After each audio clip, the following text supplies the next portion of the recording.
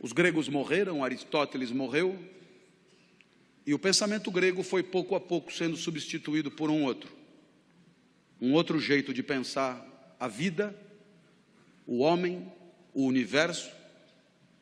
E esse outro jeito também tinha um grande líder, um grande mestre espiritual, chamado Jesus.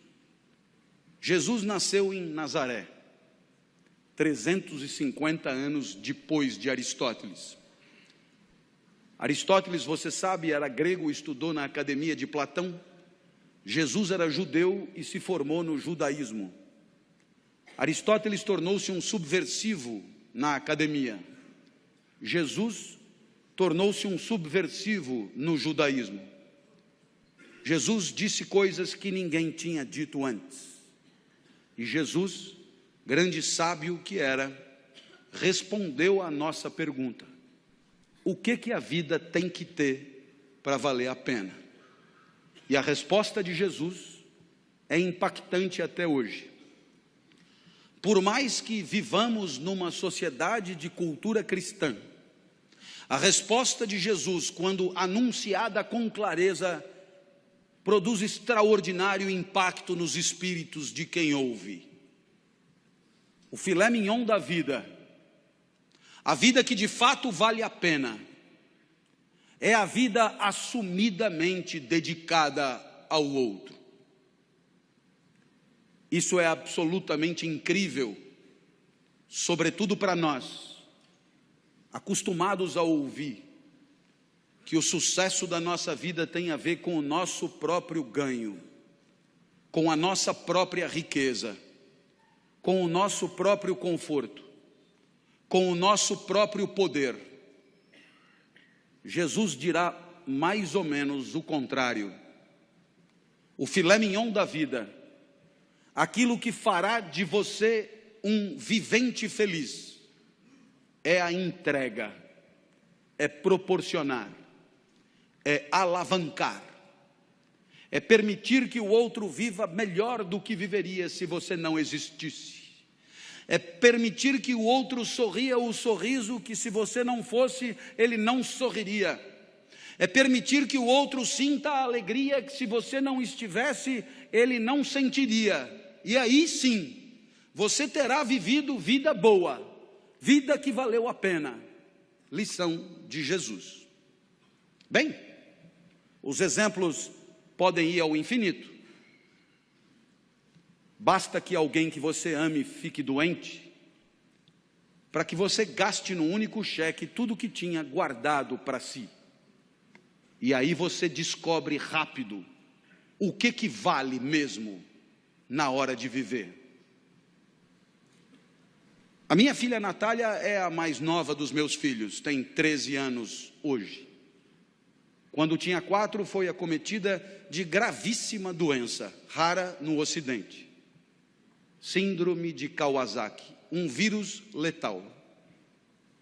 Funciona mais ou menos assim. Esse vírus só aparece em crianças de 4 a 6 anos. Esse vírus, se desincubar, mata a criança na hora.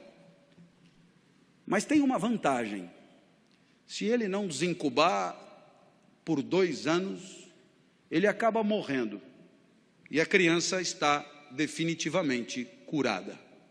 2 anos só, 2 anos esperando. Eu olhava para minha filha na UTI e eu me dizia: por que não troca? Eu fico no lugar. A vantagem é óbvia. Eu fico aqui e a criança fica livre disso. Como não estava dando certo, eu fiz proposta irrecusável. Pegue 20 crianças com isso. Ponha os 20 bichos em mim e liberte as 20 crianças. Agora a vantagem é mais do que óbvia. Não esqueça de pôr a minha filha no meio. Bem, pensando assim, eu aprendi coisas sobre mim. Coisas que eu não sabia. Eu aprendi que para mim a vida não era o bem de maior valor. Continuar vivo não era o mais importante. Porque se fosse o mais importante, eu não trocaria. Se fosse o mais importante, eu jamais faria aquela proposta. Então, naquele momento, eu aprendi que havia alguma coisa que valia mais do que continuar vivo. Eu aprendi, então, a maior lição de Jesus de Nazaré.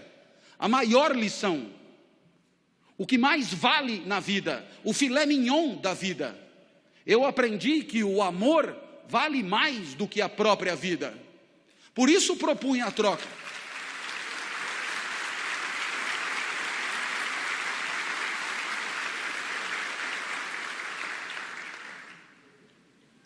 Mas é claro que por onde você andar, você encontrará o mesmo fenômeno. Pessoas desesperadas lutando para diminuir o sofrimento de quem sofre. Na Boate Kiss em Santa Maria, nos desmoronamentos em Petrópolis e Teresópolis, nos incêndios em São Paulo, pessoas completamente despreparadas se atiravam no perigo em nome da proteção da vida alheia. Você encontra isso por onde você andar.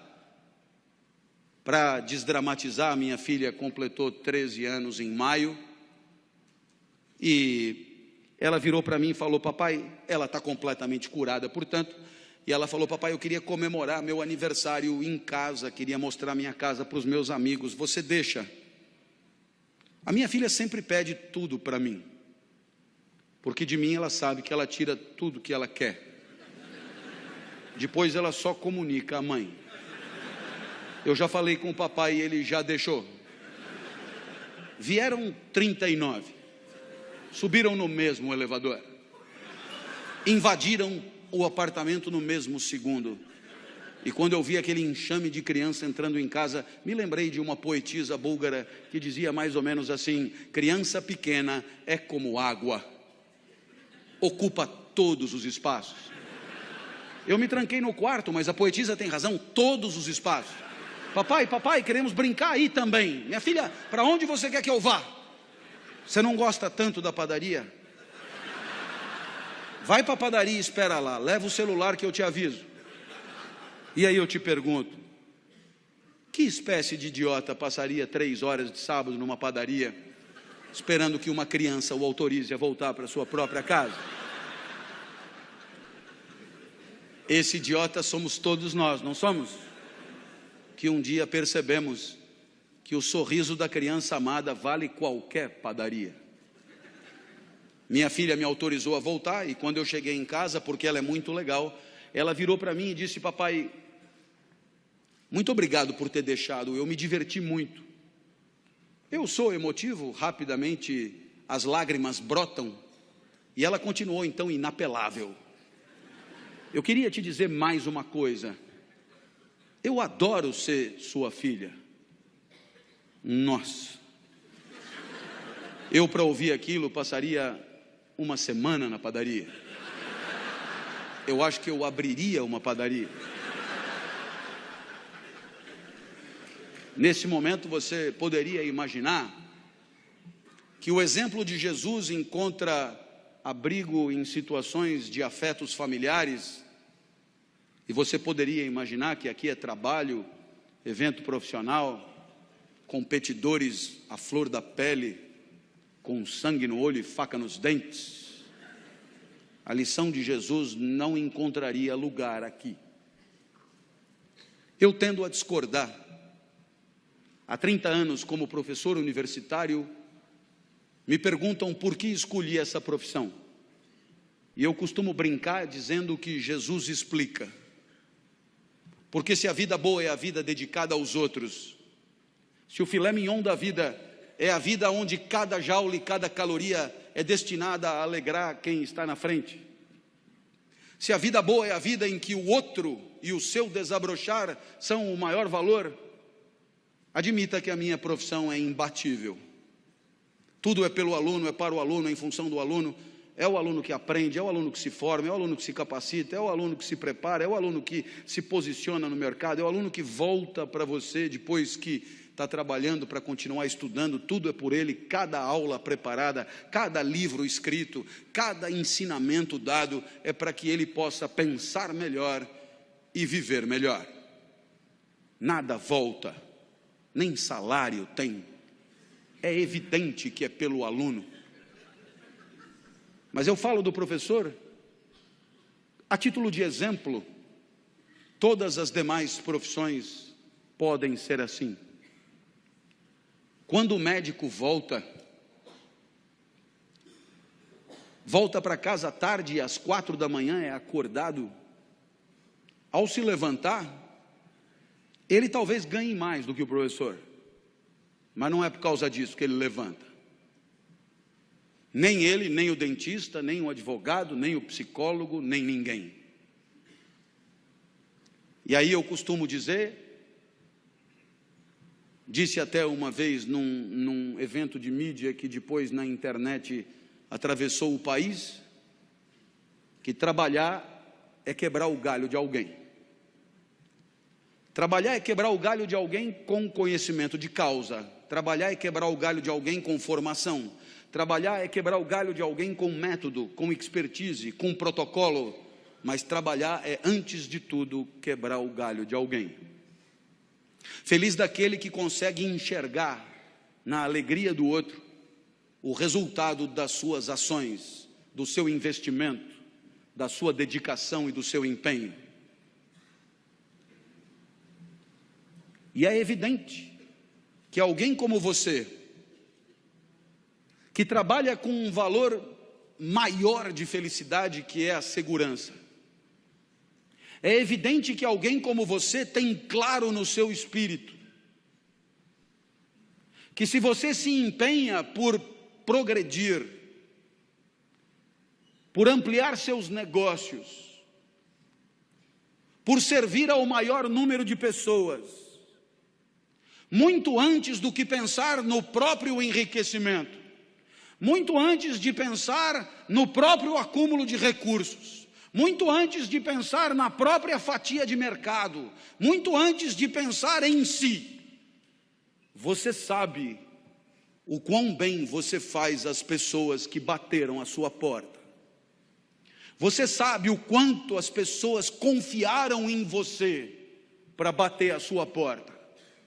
Você sabe o quanto as pessoas que não dominam o setor como você domina, confiaram em você para entregar a você a segurança daqueles que ela mais ama, seu maior tesouro, seu bem mais precioso.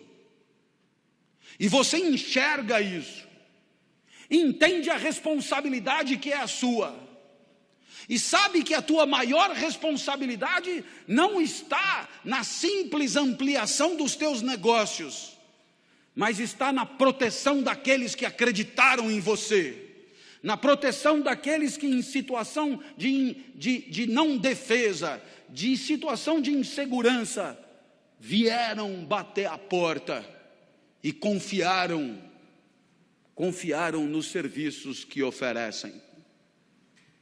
Portanto, você entende que só isso dará a você a dimensão do sentido do trabalho, o sorriso do outro, muitos outros, mas muitos outros, famílias inteiras, enorme quantidade de gente que sorri um pouco mais, por se sentir um pouco mais seguro. Aí está o sentido do seu trabalho. O resto é tabela, números, gráficos, de frieza impiedosa, e que pouco ou nada justificariam o seu empenho extra, a sua dedicação extra, porque é exatamente olhando no olho daqueles que confiam em você, que você se sente importante, e não contribuindo com números frios e porcentagens que nelas mesmas nada querem dizer. Essa é a lição de Jesus de Nazaré. Até porque você um dia vai perceber que não precisa jantar 5 vezes na mesma noite. Jante só 4. Vai fazer bem para você. E você terá gente feliz do lado, gente que não ia comer, te fazendo companhia. Uma homenagem a Jesus, segundo o sábio do nosso encontro.